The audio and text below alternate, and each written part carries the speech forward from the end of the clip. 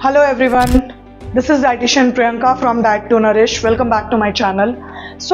Gestational diabetes के बारे में आप लोगों ने सुना होगा। गेस्टेशनल डायबिटीज़ क्या होती है, क्यों होती है और इसमें क्या डाइट का रोल है, वो आज सब मैं आपको बताने वाली हूँ। प्लीज़ इस वीडियो को थोड़ा सा ध्यान से सुनिएगा, आपके लिए इन्फॉर्मेटिव हो सकता है। गेस्टेशनल डायबिटीज़ वो है जब आपके ब्लड शुगर लेवल्स आपकी प्रेगनेंसी के टाइम पे बढ़ जाते हैं, तो उसको गेस्टेशनल डायबिटीज़ कहते हैं।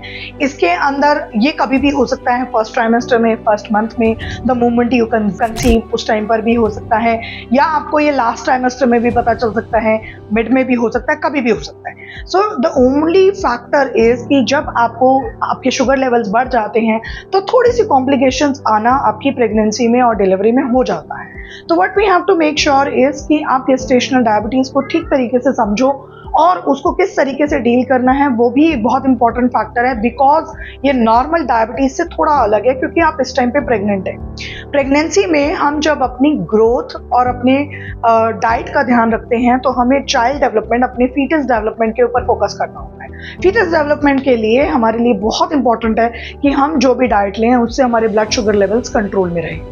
अगर हम अपनी इन बातों का ध्यान रखेंगे तो eight the end of the delivery, जब आपका पूरा टाइम हो जाता है 9 मंथ्स का और जब डिलीवरी का टाइम आता है, तो कॉम्प्लिकेशंस थोड़े कम होते हैं। प्लस इसके बाद जब डिलीवरी हो जाती है, तो डिलीवरी के बाद भी आपको प्रॉब्लम्स ना आए, वो भी आप अभी मेक श्योर कर सकते हो during the time of your 9 months. अगर आपको शुरू में ही पता चल गया तो बहुत अच्छी बात है।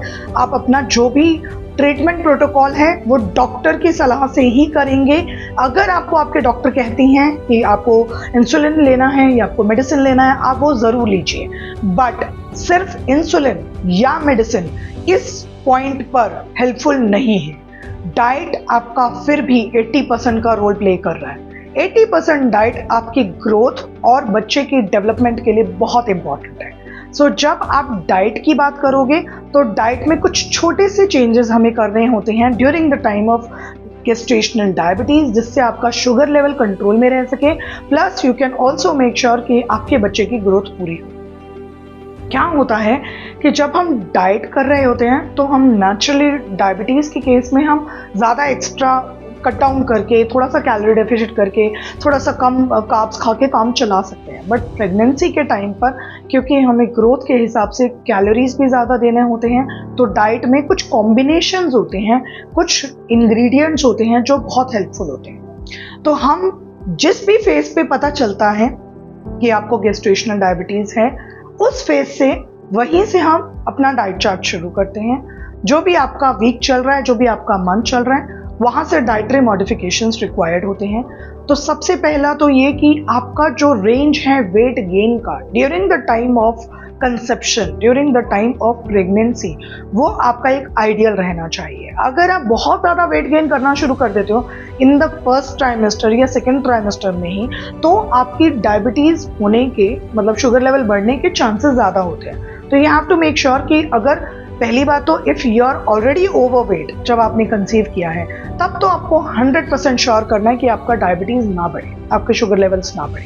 आपको डाइट का पहले ही दिन से बहुत ध्यान रखना है। जिस दिन आपको पता चल जाता है कि आप प्रेग्नेंट हैं, वहाँ से आपके डाइटरी मॉडिफिकेशंस में हम कार्ब्स को थोड़ा कट डाउन करते हैं, लेकिन इतना कम नहीं करते कि बच्चे की ग्रोथ पे पॉइंट पे आ जाए। ठीक है। जहाँ से हमें पता चला वहाँ से हमने एक तो वेट कंट्रोल किया, उसके बाद जितना भी अनअवॉइडिंग फैक्टर्स हैं उसको हम ज़रूर फॉलो करेंगे। जैसे मीठा प्लीज़ आप बंद कर दें। डायरेक्ट शुगर तो बहुत ही खतरनाक होती है, जिसमें आप चाय या कॉफ़ी में डायरेक्ट अगर चीनी डाल के ले रहे हो तो वो बहुत नुकसान करता है। बहुत सारे पेशेंट्स इस चीज़ को नेचुरल चीज़ों से रिप्लेस करने की कोशिश करते हैं कि हम शहद डाल लें या हम शक्कर डालें या हम गुड़ डालें या हम खांड का इस्तेमाल कर लें, तो भी आपके लेवल ऑफ शुगर्स आपके लिए इंडिकेशन है कि क्या आप इन चीज़ों का इस्तेमाल कर सकते हो या नहीं। हम रैंडमली आपको सलाह नहीं दे सकते कि आप गुड़ का इस्तेमाल कर लें या आप शक्कर का इस्तेमाल कर लें। तो सबसे पहले आप अपने लेवल्स जानिए और मीठे को पूरी तरीके से बंद कर दीजिए। अगर आपको मीठे की क्रेविंग होती है, तो जो नेचुरल रिसोर्सेज हैं, जैसे आपने डबल टोन मिल्क से खीर बनाई, लेकिन आपने उसमें मीठा नहीं डाला, लेकिन दूध की मिठास की वजह से वो आपको मीठा लगेगा और आपकी क्रेविंग्स शांत हो जाएंगे। इस तरीके की छोटी छोटी चीज़ें आप घर में इस्तेमाल कर सकते हो, आप उनको फोकस कर सकते हो। या अगर आपको मीठे की क्रेविंग हो रही है तो आप स्वीट्स की बजाय फ्रूट्स को हेल्प करो, फ्रूट्स को कंज्यूम करो। कुछ फ्रूट्स ऐसे होते हैं जो आपके शुगर के लिए हेल्पफुल होते हैं, तो आप अच्छे फ्रूट्स को अगर कंज्यूम करोगे, जैसे एप्पल है, अपने आप पे स्वीट है लेकिन नुकसान भी नहीं करेगा, डायबिटीज के लिए फ्रेंडली है। तो इस तरीके से आपको अपनी क्रेविंग्स पे कंट्रोल करना है और डाइट मॉडिफिकेशन करना है। सो पहला पॉइंट ये कि आपको मीठा बंद करना है। दूसरा पॉइंट ये कि लिक्विड इनटेक आपका अच्छा होना चाहिए। जब भी आप हेल्दी ड्रिंक्स को फॉलो करते हो, आप अच्छी चीज़ों को ड्रिंक में यूज़ करते हो, तो आपका वाटर इनटेक अच्छा हो जाता है और उसकी वजह से आपकी फ्लूइड इनटेक बढ़ जाने की वजह से आपके शुगर लेवल को कंट्रोल किया जा सकता है। इसमें एक बहुत इंपॉर्टेंट फैक्टर है कि आपको डायरेक्ट जूसेस का इस्तेमाल नहीं करना है। किसी भी तरीके का जूस बहुत खतरनाक हो सकता है गेस्टेशनल डायबिटीज़ के पेशेंट के लिए। तो आप अगर ड्रिंक्स लेना चाहते हैं तो आप low fat milk, low fat dairy products या फिर आप लेमन वाटर, कोकोनट वाटर, इनका इस्तेमाल कर सकते हो। Coconut water will be safe for pregnancy, आप इस्तेमाल कर सकते हैं। इवन दो अगर आपको गेस्टेशनल डायबिटीज़ है तो भी आप कोकोनट वाटर पी सकते हो। Third factor, fibre. मैं दावे के साथ कह सकती हूँ कि प्रेगनेंसी के टाइम पर बहुत कम लोगों को सैलड खाना पसंद होता है, बट वो आपकी रिक्वायरमेंट है। अगर आप अपना सैलड कंज्यूम कर लेते हो तो आप इजीली अपने शुगर लेवल को कंट्रोल कर सकते हो। तो फाइबर के तौर पे आप जितना ज़्यादा हो सके सैलड का इस्तेमाल करें, मिलेट्स का इस्तेमाल करें। अगर आप मल्टीग्रेन आटा इस्तेमाल कर लें रादर देन नॉर्मल व्हीट आटा, तो आपका चपाती इंटेक वही 2 से 3 रहेगा, लेकिन आपका ग्रोथ भी नहीं रुकेगा, आपकी बच्चे की ग्रोथ भी अच्छे से हो जाएगी, आपको न्यूट्रिएंट्स भी पूरे मिल रहे हैं और आपका शुगर भी कंट्रोल हो रहा है। So it's better to consume multigrain, millets and combine it with the combinations of protein. तो हमारा चौथा पॉइंट है प्रोटीन। प्रोटीन जितना ज़्यादा कंज्यूम करते हो, बच्चे की ग्रोथ उतनी अच्छी होती है और आपके लिए भी अच्छा है, क्योंकि बच्चे की ग्रोथ हो रही है लेकिन आपका एक्स्ट्रा वेट पुट ऑन नहीं हो रहा है। प्रोटीन आपके वेट को कंट्रोल करेगा और बच्चे को पूरा ग्रोथ का सपोर्ट देगा। तो आपको हेल्दी प्रोटीन्स पे फोकस करना है। आप सोयाबीन ले सकते हैं, आप पनीर ले सकते हैं, आप लो फैट डेयरी प्रोडक्ट्स ले सकते हैं, आप दालों का इस्तेमाल कर सकते हैं। इस तरीके की चीज़ें अगर आप कंज्यूम करोगे तो आपके शुगर लेवल कंट्रोल में रहेंगे, प्लस आपको किसी भी पॉइंट पे ना तो स्टार्वेशन फील होगा, ना वीकनेस आएगी, ना आपके बच्चे की ग्रोथ पे कोई इफेक्ट आएगा। तो ये कुछ पॉइंट्स हैं जिनको आप इस्तेमाल कर सकते हो। इसमें हम एक एडिशनल पॉइंट और ऐड कर रहे हैं, वो है कुछ ड्राई फ्रूट्स। ड्राई फ्रूट्स बहुत केयरफुली खाने होते हैं प्रेगनेंसी में, लेकिन a little bit of dry fruits can actually help you controlling your sugar levels. तो कुछ a bunch of almonds, walnuts, पिस्ता, इस तरीके की चीज़ें आप कंज्यूम करके अपने शुगर लेवल को कंट्रोल कर सकते हो। तो अब जब आप इन सारी चीज़ों को कंज्यूम करोगे तो आपके शुगर लेवल कंट्रोल में रहेंगे।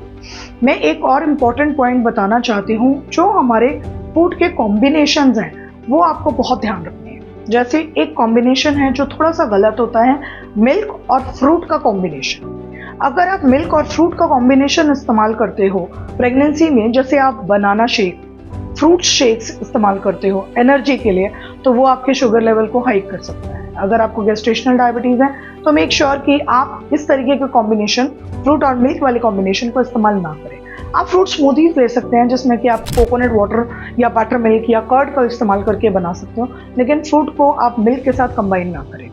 इसी तरीके से कुछ और कॉम्बिनेशन है, जैसे चपाती और राइस, आप दोनों को एक साथ कंज्यूम मत करो, स्पेशली जब आपको गेस्टेशनल डायबिटीज़ है या अगर आप प्रेग्नेंट हैं और आपका थोड़ा सा वेट ज़्यादा है।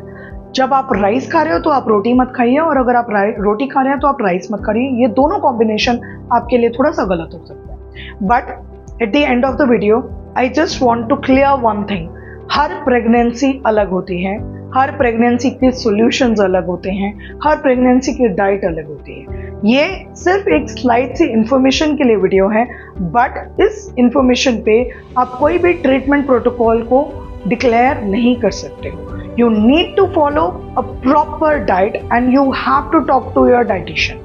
Please वीडियो देखने के बाद डायरेक्टली आप खुद से जज मत करो कि आपको किस चीज़ की रिक्वायरमेंट है। अगर आपको गेस्टेशनल डायबिटीज़ है, कोई डाउट है, प्लीज़ कॉन्टैक्ट करो। आपको जो भी डिटेल्ड कस्टमाइज्ड डाइट है हम प्रोवाइड कराएंगे, ताकि आप एक हेल्दी डिलीवरी और एक हेल्दी प्रेगनेंसी को फेस कर सकें। So thank you so much. और अगर वीडियो अच्छा लगा हो, इन्फॉर्मेटिव लगा हो, किसी के लिए इंपॉर्टेंट हो तो फॉरवर्ड करो, like, share and subscribe. Thank you.